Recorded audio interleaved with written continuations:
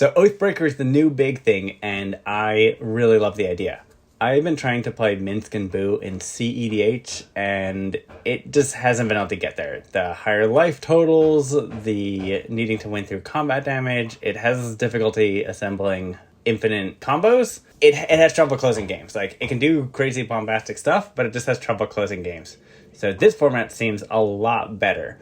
It also is based around the idea of transmogrifying is how I built it. So I want to be turning Boo, if not a giant beat stick, into other big beat sticks. So this works great for this format. Signature spell, Divergent transformations. So the idea is we're either going to turn Boo into something amazing, or we're going to create a bunch of other tokens in other ways and then go with that. So let's get some of these band cards out and let's get the mana set up here. So first thing, obviously we want anything that can produce red or green, because we don't want to be mana screwed. Sokenson is great because it creates those tokens that we can transmogrify. All kinds of dual lands. I definitely want to replace that exotic orchard with the new secret lair one. I hate that art, and I hate that it looks like Forbidden Orchard. Turn Symbiosis kind of works with the same idea. Casting Wolf Run, that's one of the few utility lands. Ancient Tomb for sure, because we need to have that explosiveness. Shinka, maybe not. Like, it's on the iffy list. I really like Henwar, or however you pronounce that, where it gives haste, because that could be a good way to close out the game. Centaur Gardens is just a better forest. There's no reason not to. Same thing with Beseiju. Tarnished Citadel. Definitely happy to not play that. Colony Garden is also a great one, because as you're going to see later, we're going to find crop rotation. So being able to get a free token is pretty great. For the Burn Willows, one day they'll finish that cycle, but that's just another great dual land in this deck that's just free. All right, creatures. What do we want to hit? Port Razor. This is how we finish the game. This is how we go infinite. This is the real combo. Vorinclex seems like a monster in this format. He's great with Minsc and Boo. World Spineworm, that guy, he just wrecks house. Like, he's amazing. And then Blightsteel Colossus. He's gonna one-shot everyone. The fact that he shuffles back into the library is fantastic. He is amazing. He was really great in cEDH because he would guarantee that we could get someone out. We wouldn't have to worry if someone was still sitting in the high 30s of life. Gemstone Caverns. That's a great one. We definitely need that. Zapandrel. Yes, definitely need Zapandrel, because doubling everyone. Void Winnower, I don't know. Like, I'm iffy on it. Like, the big power is great, and the shutting things down, but I don't know the format. I don't know the meta, so I don't know if he's good or not, and I don't want to clog up my hits. I want to make sure that I'm hitting these creatures to end the game. These ones end the game. Void Winnower doesn't end the game, so maybe. All right, let's get some ramp going on here. Wild Growth is amazing. There's a couple that can get you a creature that can also tap for mana, which is absolutely fantastic. Careful Cultivation is one of them. The other one is Emergent Sequence. It's somewhere in here. Lotus Petal is great. One of the few not banned fast mana. Carpet of Flowers, there's no way that can be bad anymore. Sylvan Scrying. I loved it before because you could get a utility land, or you could get that Ancient Tomb. It might have to get cut. Another simple duel. What else we got? Okay, Karl Mox, still going for fast mana. Like, we lose a lot of the super fast mana, but there's still some great options. Obviously Talisman, obviously Signet. These are going to be great ways to get, because the goal is a turn 2 or turn 3 at the absolute latest Minsc and Boo, because that's what we want. So the medallions are fantastic because they're obviously going to make Minsc and Boo cost less, and then every spell that we're playing on top of that is going to cost less. Like, I absolutely love the medallions.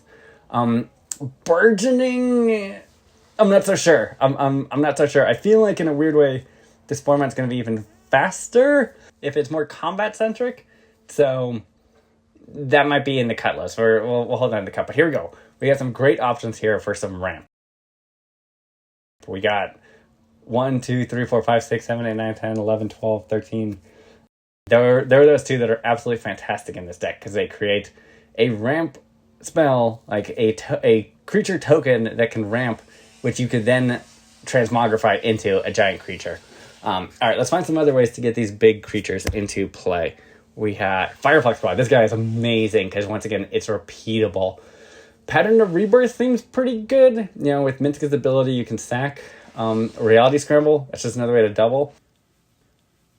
Oath of Druids. Gotta love Oath of Druids. It's just such a fantastic card. You turn one this, like, it is amazing.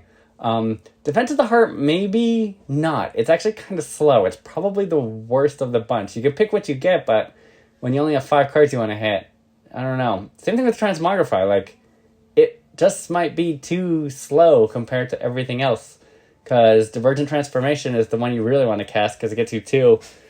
Everything else is getting you a double. Same thing with Shifting Shadow here. Like, it's great you get the haste, but I don't know. I don't know if that makes it or not. Soul Ring, gotta cut that. Womp womp.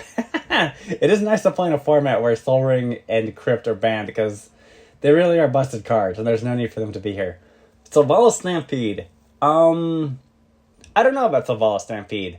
It's great if something gets stuck in your hand, and then it's also good because you're going to get at least 1 free creature, but once again, is it better than the second cast of Divergent Transformation? I don't know. I'm going to put it over there, but we might need to find a way to get things out of our hand, because you don't want that Blightsteel or that Worldspine Worm in your hand. Alright, let's get some instants. Let's get some things that we could be doing here. So, Twin Inferno is amazing because it's a fork or it's double strike, and with lower life totals, that's gonna really wreck house. And if you double strike a Port Razor, you're getting extra combats, which is amazing. Bolt and SWAT, like Bolt, Bend, and SWAT, these are amazing. Keep things off of your commander, keep things out of there. Obscuring Haze is actually fantastic because it's going to protect Minsc and Boo. And in a format where there's a lot of the combat damage, that might be good. Same thing here with Impact Resonance. This card is amazing. I kind of am not sure if I want to run Arc Bond instead. Like, if there's a ton of creatures running around, Impact Resonance is really amazing because you could just basically wipe out everything. Arc Bond could be a game winner, though. Like, that can end the game, and I can control it because I can chuck a creature at another creature, and as long as my life total is higher than everyone else's, it wins the game and wipes the board. But I don't know. I'm gonna have to play more and see which makes sense. I think I'm gonna go with Impact Resonance.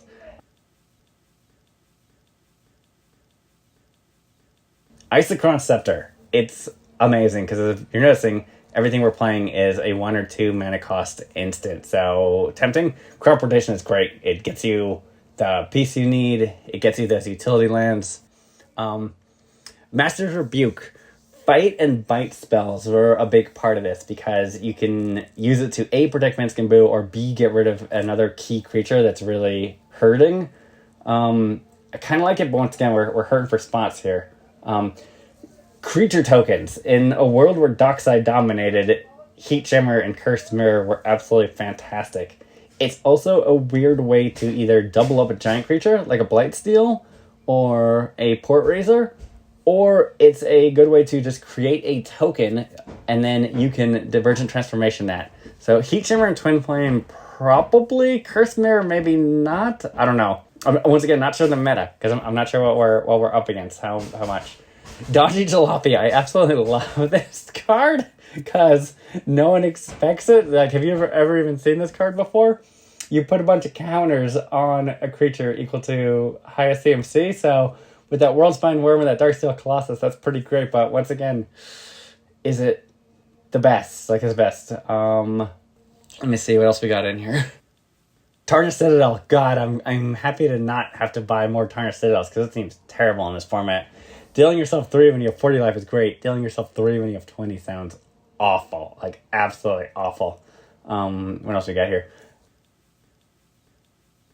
Okay, Underworld Breach. This is great. Like, this has got to still be good in this format. Like, you're going to be playing so many spells, and then you can just dump them back out. Like, to double ram through or to double Unleash Fury is just amazing. Double Berserk, like, all that is good. Also gives you that extra protection, so if you need that extra SWAT or Bolt Bend, it's sitting there.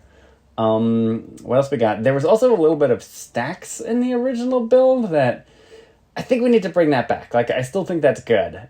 This seems amazing. Like, once again, in a creature-heavy deck, creature-heavy format, Curse Totem and Torpor Orb, those just seem fantastic, and they don't stop us pretty much at all. Like, we have no ETBs. I don't know about Null Rod, if we want to keep that or if we don't want to keep that. Like, it seemed good. So we got our let's count them up here. All right, we got our creatures that we want to hit. 1, 2, 3, 4, 5. We have our extra Divergent transformations, pretty much. We got some instants. We got some like key cards. We got some creature removal. We got all this ramp. We're just about there. Like, I don't know how many lands everyone's running. I feel like 19, 20, 21. I'm sure there's some psychos out there who are going to try to play this format with 13 lands, but I don't know. Root Maze. How good is Root Maze in this format? In cEDH, it's fantastic. You turn 1 Root Maze, and everyone kept their hand of vaults and crypts and fetch lands, and it basically, you're buying yourself like at least 1 or 2 turns. So it's like, do I run this? Do I not? Like, Damping Sphere. At one point, I thought about running Trinisphere because you can sit behind the Trinisphere and win because you have your big boo, or your main spell is going to be 4 or more. So you sit behind Trinisphere. Basically, no one can really interact with you, but I don't know.